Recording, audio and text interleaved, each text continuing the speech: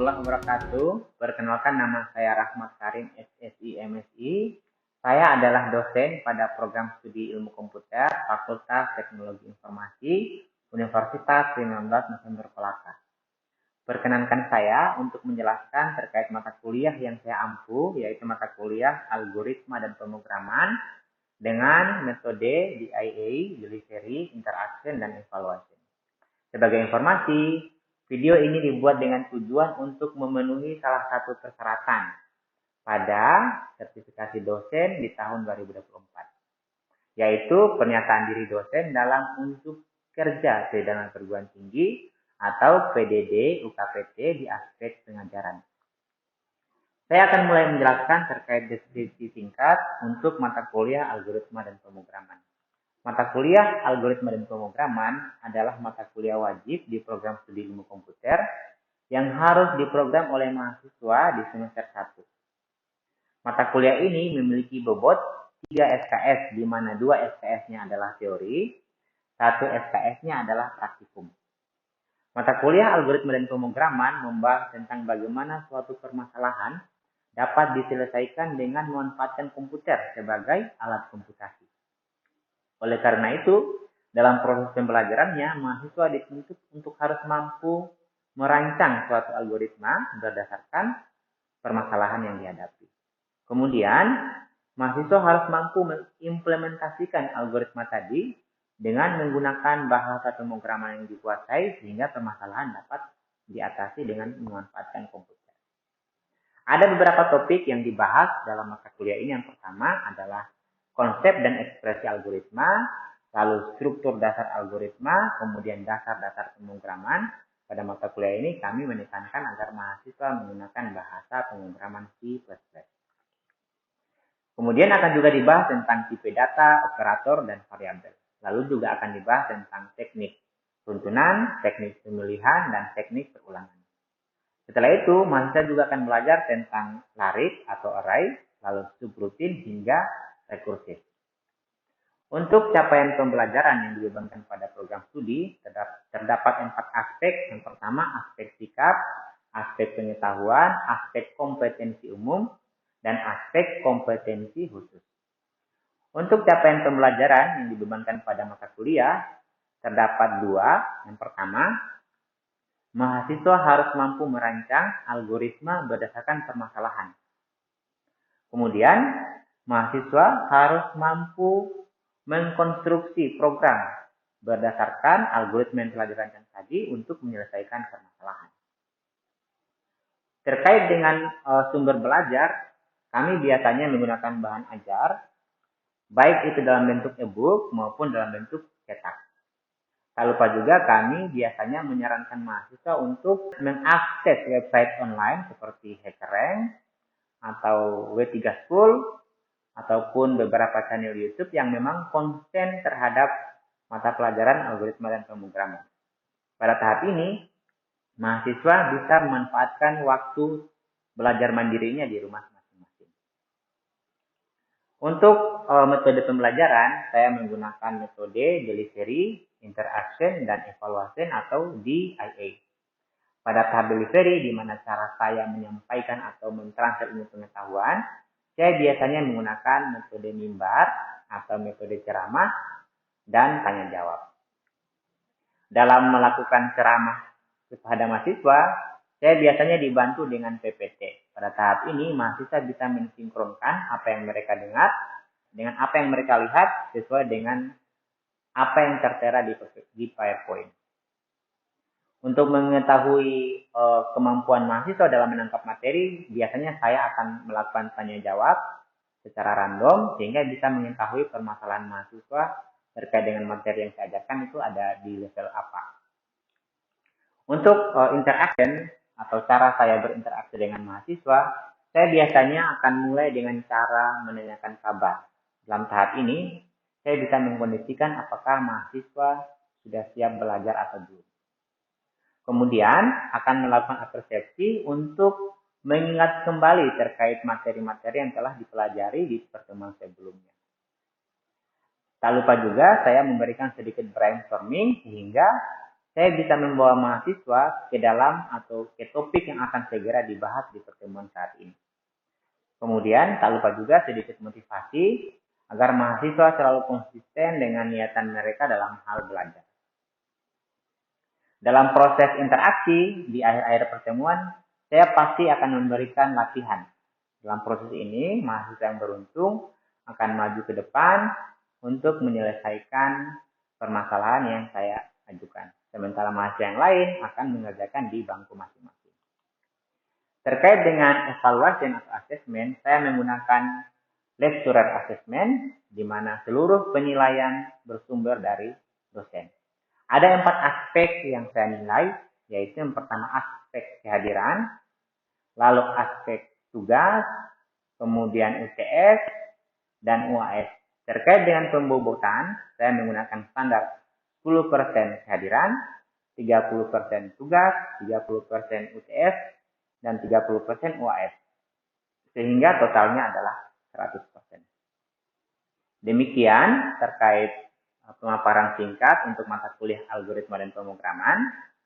Untuk lebih jelasnya, silakan saksikan cuplikan video pembelajaran berikut, di mana saya akan mengajar langsung di ruang kelas untuk pertemuan 2 di program studi ilmu komputer Fakultas Teknologi Informasi, Universitas Nusantara Kelas. Selamat menyaksikan dan terima kasih. Assalamualaikum warahmatullahi wabarakatuh. Waalaikumsalam warahmatullahi wabarakatuh. Apa kabar hari ini? Baik. Hari ini kita akan belajar tentang algoritma dan pemrograman ya. Untuk pertemuan keberapa? Pertemuan ke? Karena belajar itu adalah sesuatu yang baik, ya, maka kita harus mulai juga dengan yang baik. Jadi kita berdoa dulu ya, semoga apa yang kita pelajari itu bisa dimudahkan untuk dipahami. Oke, berdoa sesuai dengan keyakinan masing-masing.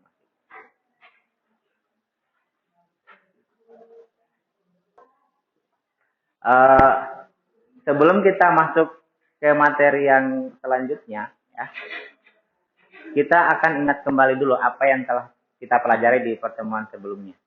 Ya, pertemuan sebelumnya kita sudah membahas tentang pengantar algoritma dan pemrograman. Kita ingat dulu, ya. Mata kuliah ini kan membahas tentang algoritma dan pemrograman. Jadi kita akan fokus bagaimana memahami apa sih itu algoritma, lalu bagaimana sih kita bisa melakukan pemrograman. Kita mulai dari sebuah yang pernah kita pelajari sebelumnya. Misalkan kita punya masalah. Masalah ini dideskripsikan oleh apa sih ini? Rambut-rambut yang semeraut ya. Pertanyaan saya, ya. Apakah masalah ini bisa langsung diselesaikan oleh komputer? Bisa? Karena komputer itu adalah alat yang paling primitif sebenarnya. Ya. Kenapa? Karena dia hanya bisa memahami bahasa mesin. Jadi semua masalah yang kita hadapi itu tidak ada beberapa yang tidak bisa langsung diselesaikan secara komputer. Maka dari itu, hal yang bisa kita lakukan yang pertama supaya masalah ini bisa dilakukan oleh si komputer ini. Yang pertama apa kemarin? Langkah pertama? Analisis masalah. Nah, apa yang kita lakukan dalam analisis masalah? Kemarin saya contohkan tentang membuat mie ya. Nah, kamu tidak bisa membuat flowchart-nya kalau kamu belum paham masalahnya. Jadi kamu harus tahu apa sih yang dikerjakan, apa sih yang akan kita capai. Inputnya apa saja gitu. Nah, itu kita harus dapatkan dalam proses analisis masalah ini. Nah, setelah kita paham masalahnya gimana, lalu langkah selanjutnya supaya masalah kita ini bisa diselesaikan oleh komputer, selanjutnya adalah kita melakukan pembuatan algoritma. Nah, ada yang masih ingat apa definisi algoritma? Siapa namanya? Oke, jelaskan apa yang kamu tahu tentang algoritma. Yang saya tahu tentang algoritma yaitu suatu tahapan atau proses atau langkah-langkah yang dilakukan secara sistematis. Sistematis itu maksudnya Oke, jadi poinnya tadi adalah langkah-langkah sistematis untuk menyelesaikan masalah. Ada yang lain? Siapa? Kamu, coba. Siapa namanya? Namanya Waode Lili Astari. Apa yang kamu tahu tentang algoritma? Algoritma menurut saya yaitu langkah-langkah yang sistematis untuk menyelesaikan suatu permasalahan. Nah, jadi cara menjawabnya mungkin beda tapi konteksnya sama. Ada langkah-langkah, lalu tujuannya untuk menyelesaikan masalah, tetapi langkah-langkah itu sistematis. Nah, itulah algoritma. Yang jadi masalah, bagaimana caranya kita bisa buat algoritma? Itu nanti yang akan kita pelajari di pertemuan ini. Ya. Setelah kita bisa buat algoritma, langkah selanjutnya apa? Kita implementasikan dalam bentuk coding atau dalam bentuk pembuatan program. Nah, coding ini berarti kita coba memahami atau kita coba mengimplementasikan algoritma tadi. Langkah pertamanya apa, langkah keduanya apa. Nah, kalau kita sudah bicara coding, nah berarti itu kita sudah berkaitan dengan bahasa apa? Bahasa pemrograman. Nah, di mata kuliah ini nanti kita gunakan bahasa C++. Ya. Tapi untuk pertemuan 1, 2, dan 3 kita hanya fokus dulu di konsep. Nanti pertemuan selanjutnya baru kita masuk di praktikum. Jadi setelah kamu analisis masalah, lalu buat flowchart-nya dalam bentuk algoritma, lalu kamu coding, langkah selanjutnya adalah kita melakukan kompilasi. Apa sih yang terjadi dalam kompilasi tersebut? Nah, jadi kompilasi itu, yang saya jelaskan kemarin adalah proses menerjemahkan. Karena si mesin ini kan, si komputer ini hanya paham tentang bahasa mesin. Hanya bahasa biner yang dia paham. Nah, lalu kita buat programnya tadi dengan menggunakan bahasa misalkan C++. Program yang kita buat tadi itu tidak langsung dipahami oleh si komputer, harus diterjemahkan dulu. Nah, proses penerjemahan itu namanya adalah kompilasi. Nah, setelah kita kompilasi nanti baru bisa dilihat apakah sudah mencapai target yang kita harapkan atau belum. Apakah terjadi error atau belum. Nah, kira-kira ini yang kita pelajari kemarin. Ya. Hari ini kita akan belajar tentang ini, algoritma. Jadi, oke, sebelum ke sana, ada yang ingat ini orangnya lagi ngapain? Dia kalau dibawa ke arah komputer, ini siapa orang ini namanya? Yaitu orang, apa programmer itu? Orang yang membuat. Harapannya kalian masuk di program studi ilmu komputer ini adalah menjadi seorang programmer. Nah, itu yang harus kalian capai nanti. Nah, mata kuliah ini mata kuliah yang paling dasar. Jadi kamu dari rumah tuh harus ikhtiarkan dalam dirimu. Saya harus lulus di mata kuliah ini. Apapun caranya. Karena ini menjadi paling dasar. Nanti kamu akan belajar mata kuliah lebih lanjut yang spesifik supaya menjadikan kamu seorang programmer. Sebelum kita ke sini, kita harus paham dulu konsepnya. Oleh karena itu tujuan pembelajaran kita hari ini, pertama kita akan bahas tentang ciri-ciri algoritma itu apa saja. Lalu kalau kita sudah tahu ciri-cirinya, maka yang harus dituntut dari mahasiswa itu adalah memahami manfaat mempelajari algoritma itu apa. Ya. Setelah itu nanti kita mau pelajari bagaimana pedoman untuk membuat algoritma. Nah, kalau kita sudah tahu ciri-cirinya bagaimana, lalu manfaatnya apa, pedomannya bagaimana, berikutnya kita akan belajar tentang bagaimana cara mengekspresikan algoritma itu sebenarnya diekspresikan dengan cara apa gitu. Ya. Kita mulai dari ciri-ciri algoritma. Yang pertama, algoritma itu sudah pasti ada input dan ada output. Kan tadi definisi algoritma itu kan untuk menyelesaikan masalah, ya. Nah, berarti supaya bisa sampai ke penyelesaian masalah, maka kita butuh ciri yang pertama, inputnya apa. Lalu outputnya apa. Ya. Setelah itu, tentu ada proses. Kan kemarin masalahnya yang di pertemuan pertama, kita mau buat algoritma untuk memasak Indomie misalkan. Nah, dari memasak itu, dari proses awal sampai proses akhir itu kan ada tahapan ya. Ada tahapan sehingga menjadi hasil. Nah, proses itu harus memenuhi ketentuan berikut. Ya. Dalam menghasilkan sebuah output, maka proses yang kita buat dalam algoritma itu harus logis. Ya. Kemudian, dalam membuat algoritma, instruksi yang kita buat itu apakah langkah 1 atau langkah 2. Nah, setiap langkah ini harus instruksinya jelas, tidak boleh ada ambiguitas. Ya. Itu cirinya. Jadi kita sudah tahu tadi, pertama cirinya ada input sama output, lalu ada proses, prosesnya itu harus logis, kemudian tidak ambiguitas. Nah, yang terakhir itu ada namanya stopping rule. Stopping rule itu tujuannya supaya kita berhenti. Bayangkan kalau kamu punya algoritma, tidak ada stopping rule-nya. Jadi orang akan ikuti terus itu algoritma, nggak akan pernah berhenti sampai di mana. Berikutnya, lalu manfaatnya apa? Manfaatnya. Ini yang biar tidak ngantuk. Siapa? Ketua tingkat coba dibaca. Manfaat pertama apa? Oh, kamu ketua tingkat? Oke. Meningkatkan kemampuan berpikir secara logis. Nah, manfaat pertama adalah meningkatkan kemampuan berpikir secara logis. Mengapa mempelajari algoritma bisa membuat kita punya kemampuan untuk berpikir secara logis? Karena kayak gini, algoritma itu kan tujuannya untuk menyelesaikan masalah. Toh? Lalu kamu mau buat petunjuknya. Bagaimana caranya orang supaya bisa mengikuti algoritmamu sehingga bisa menyelesaikan masalahnya. Nah, tentu kamu harus berpikir secara logis. Oh, untuk menyelesaikan masalah A, prosesnya seperti ini. Kayak gitu. Berikutnya adalah membiasakan kita untuk berpikir secara sistematis. Sistematis itu gimana? Runut. Setelah A, lalu B.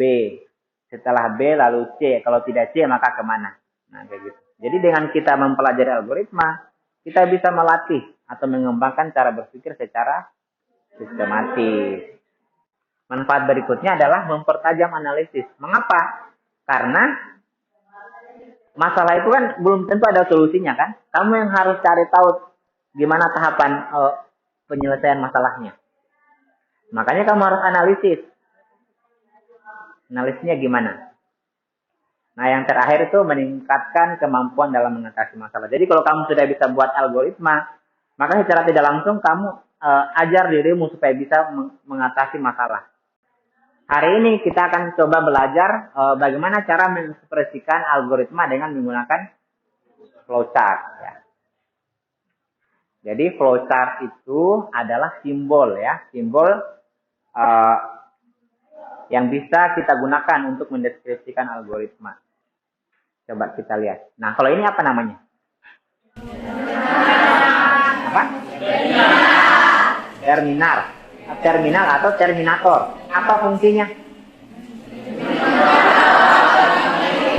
Berarti ini untuk sebagai titik awal ya, atau titik akhir. Biasanya dimulai dengan kata mulai atau selesai. Jadi ini tandanya kita akan memulai atau kita akan mengawali langkah kayak gitu. Kalau ini apa namanya? Apa namanya?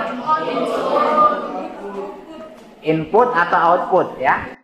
Jadi kalau kamu ketemu simbol ini, berarti ini maknanya dua. Bisa digunakan sebagai input, bisa digunakan sebagai output. Nah, kalau ini apa? Proses. Jadi proses itu berkaitan dengan langkah-langkah tadi yang harus jelas ya, yang harus sederhana. Biasanya berkaitan dengan operasi matematika. Prosesnya apa? Jadi kita sudah punya berapa tadi? Terminator, lalu apa lagi? Input atau output sama proses. Kalau ini apa? Bahasa Indonesianya apa? Keputusan. Nah, jadi keputusan itu ada dua ya. Misalkan kita dikasih sebuah simbol yang ini. Nah, biasanya dalam keputusan itu punya syarat. Di sini ada syarat nih. Ada syarat yang harus dipenuhi. Ya. Ini nanti ini pilihannya ya atau ini pilihannya tidak. Ditanya, misalnya, apakah saya bilangan bulat. Nanti ditanya syaratnya bilangan bulat itu apa? Apa kalau memenuhi berarti ya. Kalau tidak maka tidak. Nah, jadi ini namanya disebut sebagai pohon atau kode atau lambang keputusan atau decision. Oke, nah jadi kita sudah punya 6 simbol toh. Nah, sekarang kita coba latihan. Bagaimana mengekspresikan algoritma. Nah, contohnya kita punya masalah mau membuat algoritma untuk mencari luas lingkaran. Ya. Kita mau buat algoritmanya dengan menggunakan ekspresi flowchart. Yang harus kita ingat pertama adalah tadi tahapannya adalah harus menganalisis masalah dulu. Yang kita mau cari apa sih? Yang kita mau cari apa? Lingkaran ya, luas lingkaran. Nah, kamu harus paham dulu apa yang kita tahu tentang informasi umum apa yang berkaitan dengan lingkaran. Yang pertama apa? Berarti ada jari-jari, ya. Lalu rumus luasnya apa? Masih ingat rumus luas lingkaran? 3,14 kali R kali R atau R kuadrat. Nah, itu kan rumusnya ya. Pi R kuadrat. Nah, itu rumus lingkaran. Kamu sudah punya informasi ini tuh. Sekarang kita buat algoritma, kita buat flowchart-nya. Bagaimana flowchart untuk menyelesaikan luas lingkaran? Ayo kita bisa dibantu ya. Yang pertama apa? Mulai.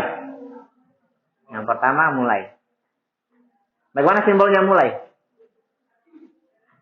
Pakai terminal ya. Mulai.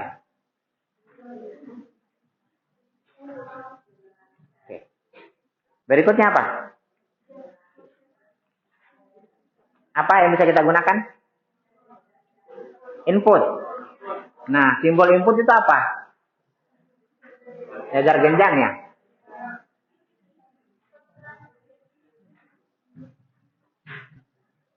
Oke. Soalnya apa sih? Soalnya kan mau mencari luas lingkaran dengan jari-jari 20. Nah, inputnya berarti apa? Inputnya berarti R sama dengan 20. Nah, apakah kita sudah bisa mencari luasnya? Sudah bisa ya? Nah, berarti luas sama dengan 3,14 dikali inputnya apa? Berarti inputnya akan disimpan pada variabel R. Berarti R dikali R. Nah, ini contoh ya. Nah, setelah ini input, ini proses, lalu outputnya apa? Tinggal kita mau cetak. Apa simbolnya output? Sama ya, kayak input. Kamu tinggal buat lagi jajar genjangnya tuh. Berarti apa sini? Cetak ya. Cetak L. Masih ada proses selanjutnya? Kalau sudah tidak ada, berarti kamu harus ingat tadi bahwa harus ada proses stopping rule. Nah, ini makanya tertulis ini selesai. Nah, ini adalah salah satu contoh ekspresi algoritma. Nah, kalau kamu sudah punya ini, selanjutnya kamu harus, berarti kalau kamu sudah punya flowchart-nya, maka flowchart ini bisa ditiru sama orang untuk dibuatkan coding tadi. Ya. Nanti kita praktek dulu. Tapi saya bisa contohkan gimana proses. Si L-nya belum dikenali sama komputer. Berarti harus dikenalkan juga. Makanya di sini tuh dikasih L. Lalu kita compile dan running lagi. Nah, inilah hasil output dari yang kita buat tadi. Bahwa luasnya lingkaran dengan jari-jari 20 itu adalah 1256. Nah, inilah adalah program ya. Namanya kita mengimplementasikan algoritma ya dalam bentuk program. Bisa diikuti sampai sini? Bisa ya? Nanti kita praktik, tapi kita fokus di konsepnya dulu. Kita coba latihan. Latihan dulu. Saya punya banyak latihan. Oke. Siapa yang mau kerja ini? Segitiga. Ayo. Kamu. Ayo. Yang segitiga. Siapa lagi? Bagi dua dulu. Sabar, bagi dua ya. Ayo, kamu di kiri. Kamu SMA apa? SMA 1. Woi, kayaknya diborong sama SMA 1 ini. SMK jangan kalah lah. Siapa SMK? SMK yang paling sulit lah. Jadi masalah itu yang jadi tantangan, tidak semuanya masalah itu sudah kita ketahui. Kita harus mengembangkan cara berpikir kita. Sudah? Oke. Tepuk tangan dulu. Siapa namanya nih? Fauzia. Yang lain juga harus bisa ya, minimal cakar di kertasmu gitu.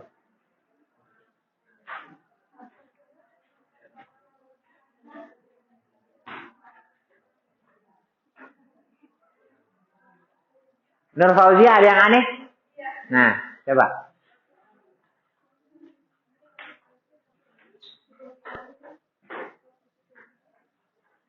Nanti itu kamu, kalau nanti orang yang ikuti petunjuk algoritmamu tuh kok nggak ada hasilnya. Kenapa nggak kelihatan? Ternyata tidak ada petunjuk untuk apa tadi namanya? Untuk apa? Output ya.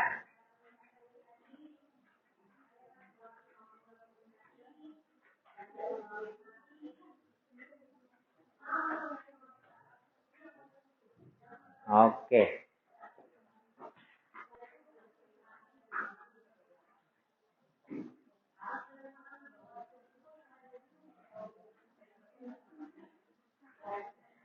Sudah?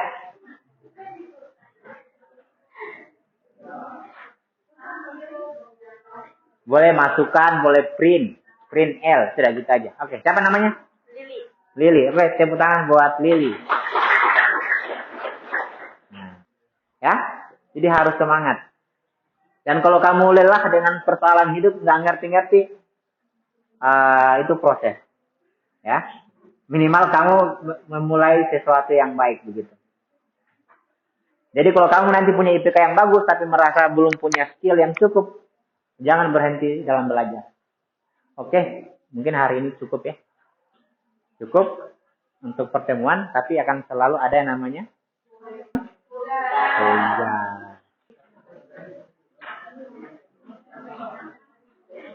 Oke. Ada pertanyaan terkait tugasnya? Oh, di kertas kayak gini aja. HPS ya. Oke, mungkin pertemuan hari ini cukup, tapi sebelum kita akhiri ya, kita evaluasi dulu tadi. Pertama, kita sudah belajar tentang ciri-ciri algoritma. Lalu kita belajar juga tentang manfaat mempelajari algoritma. Ada 4 manfaatnya ya. Lalu kita belajar juga tentang pedoman. Pedoman itu berarti yang pertama inputnya minimal 1 atau lebih. Outputnya minimal 1 ya atau lebih. Lalu apa? Definiteness artinya apa? Jelas. Oke, harus jelas ya. Tidak boleh ambigu. Yang ke berapa sekarang? Keempat? Apa? Finiteness. Apa finiteness itu? Harus ada stopping rule yang jelas. Jangan sampai kita ini kalau nggak ada stopping rule-nya ini, kita kerja, saya sebagai manusia tadi sebagai komputer, saya mencakar terus tuh sampai pagi. Makanya harus ada perintah yang menghentikan saya. Nah kayak gitu. Asumsikan komputer itu adalah saya. Saya ngerjain algoritmamu tanpa stopping rule. Saya tinggal menulis terus begini. Kalau disuruh diam ya diam aja berarti. Nah kira-kira representasinya kayak gitu. Berikutnya materi terakhir tadi adalah ekspresi algoritma. Bisa kita ekspresikan dengan menggunakan bahasa Indonesia. Bisa dengan menggunakan flowchart yang menggunakan diagram alir. Atau bisa kita menggunakan pseudocode. Nah itu materi kita hari ini. Minggu depan kita belajar tentang struktur dasar algoritma. Ya. Nanti pertemuan 4 baru kita masuk lab untuk praktikum. Harapannya nanti apa yang telah kita pelajari di konsep ini bisa membantu kalian untuk membuat program. Oke. Demikian untuk hari ini cukup. Saya akhiri dengan Assalamualaikum warahmatullahi wabarakatuh.